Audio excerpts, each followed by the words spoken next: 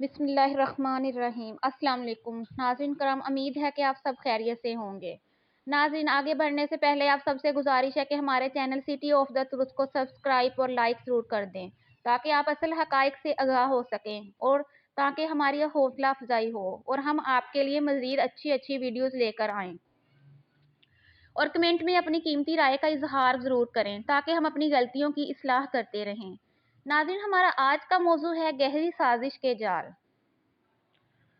جب ہم کسی نہ کسی مسئلے میں الجھ جاتے ہیں تو ہماری توجہ اہم معاملات سے ہٹ جاتی ہے اور ہم اپنی پوری توجہ اپنے اس مسئلے کو حل کرنے پر مرکوز رکھتے ہیں۔ یہی حال آج ہم سب کا ہے کہ ہم ایسے مسائل میں الجھے ہوئے ہیں کہ ہماری اصل مسائل اور حقائق سے توجہ بالکل ہٹ چکی ہے، جس کا دشمن بھرپور فائدہ اٹھا رہا ہے۔ یہ سب ایک بہت بڑی سازش کے تحت کیا جا رہا ہے، جس کے تحت ملکوں میں ایسے مصنوعی بحرانوں اور مسائل کو پیدا کیا جاتا ہے کہ عوام کی پوری توجہ ان مصنوعی بحرانوں اور مسائل پر ہی ہے اور ان کی اصل حقائق سے توجہ ہٹ جاتی ہے، اور یہ سازشی عناصر اپنے مقصد حاصل کر لیتے ہیں۔ اس سازش کا آج کل پاکستان میں بہت گہرا جال بچھا ہوا ہے۔ یہی وجہ ہے کہ اللہ تعالیٰ کے عطا کیے ہوئے بے پناہ وسائل کے باوجود پاکستان شدید مسائل سے دوچار ہے۔ پاکستان میں جتنے بھی شدید بحران اور مسائل ہیں، یہ سب مصنوعی ہیں، اس کے پیچھے ایک بہت گہری سازش کے جال ہیں۔ افسوس تو اس بات کا ہے کہ ہمارے سابقہ اور موجودہ حکمران نہیں سمجھ سکے کہ ان کو کس طرح استعمال کیا جا رہا ہے۔ حکمرانوں نے آنکھیں بند کر کے ایسے کام اور عمل کیے اور ایسی پالیسیاں اختیار کی کہ وقت گزرنے کے ساتھ ساتھ یہ ملک بدتر سے بدتر مسائل میں الجھا گیا اور عوام کو ایسے مسائل میں الجھا دیا گیا کہ ان کی پوری توجہ انہی مسائل پر مرکوز ہو گئی اور لوگوں نے عمریں لگا دی ان مسائل کو حل کرنے میں، لیکن یہ مسائل ختم یا کم ہونے کی بجائے دن بہ دن بڑھتے گئے اور ہماری توجہ اصل حقیقت، حقائق اور مسائل سے ہٹ گئی اور ہم دن بہ دن غفلت کی گہری نیند سوتے گئے۔ ہمارے ارد گرد ہونے والے عبرت ناک اور سبق آموز واقعات میں ہمیں غفلت کی نیند سے نہ اٹھا سکے اور ہم ان مصنوعی مسائل میں الجھے اپنی قیمتی زندگیاں بے مقصد گزارتے جا رہے ہیں۔ قائرین کرام، اب ذرا اس صہیونی سازش جس کا اعتراف انہوں نے اپنی خفیہ دستاویز جو 19ویں صدی میں اعلیٰ درجے کے یہودیوں کے اجلاس میں منصوبے بنائے گئے تھے، جنہیں یہودی پروٹوکولز کے نام سے جانا جاتا ہے، خود کو اور حکمرانوں کے رویے اور ملک و قوم کو درپیش مسائل کو توجہ سے دیکھیں تو ان کا گہرا تعلق ظاہر ہوگا۔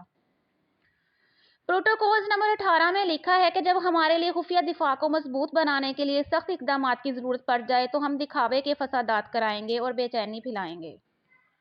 اس موقع پر ہمیں شعلہ بیان مقررین کی خدمات کی ضرورت پڑے گی، کیونکہ وہ اپنے زور خطابت سے لوگوں کو اپنے گرد جمع کر لیتے ہیں۔ اس لیے افراتفری کا جو ماحول پیدا ہوگا، اس سے ہمیں لوگوں کی خانہ تلاش کے لیے جواز ہاتھ آ جائے گا۔ تلاش اور نگرانی کا کام ہم اپنی کاسا لیس غیر یہودی پولیس کے ذریعے لیں گے۔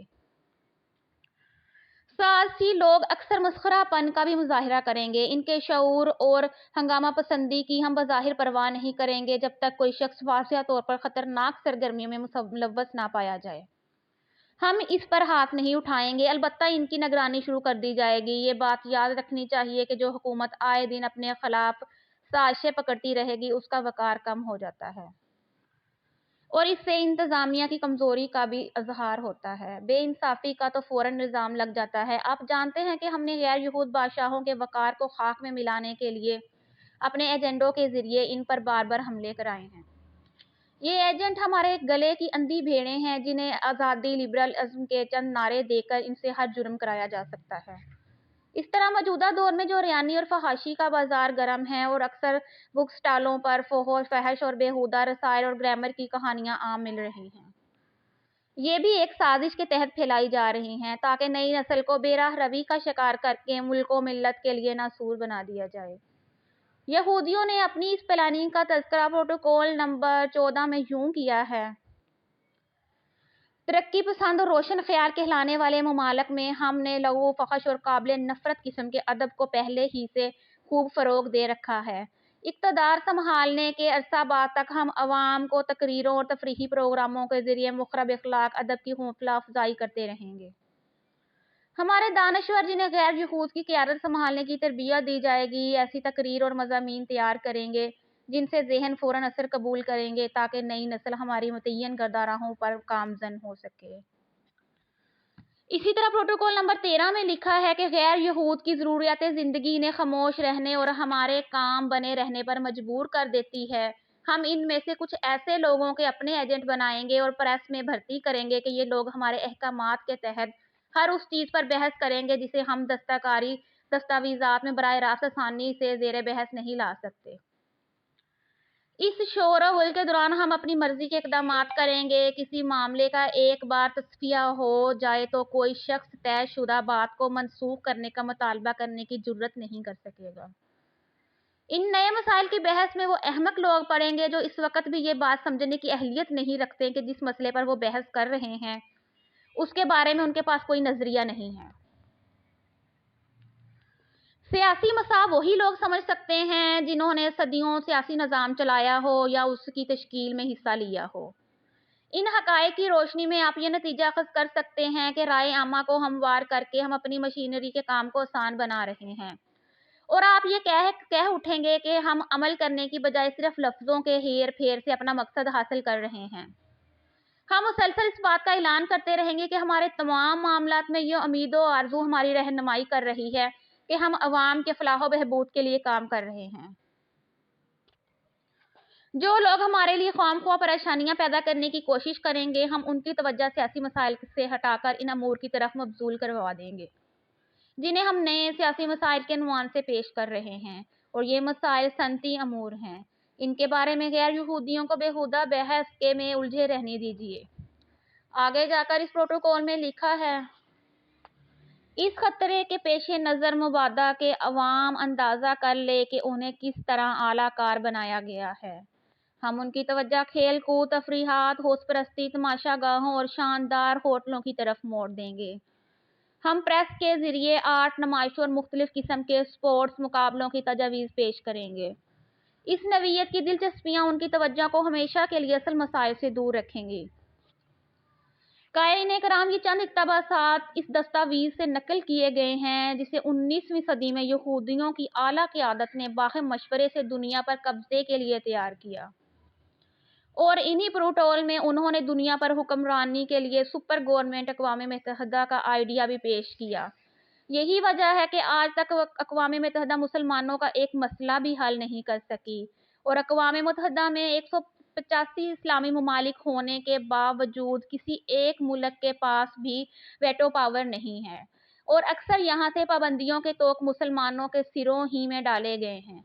और अब तक जितने भी जनरल सेक्रेटरी आए हैं या तो वो खुद यहूदी हैं या फिर यहूदी नवाज हैं।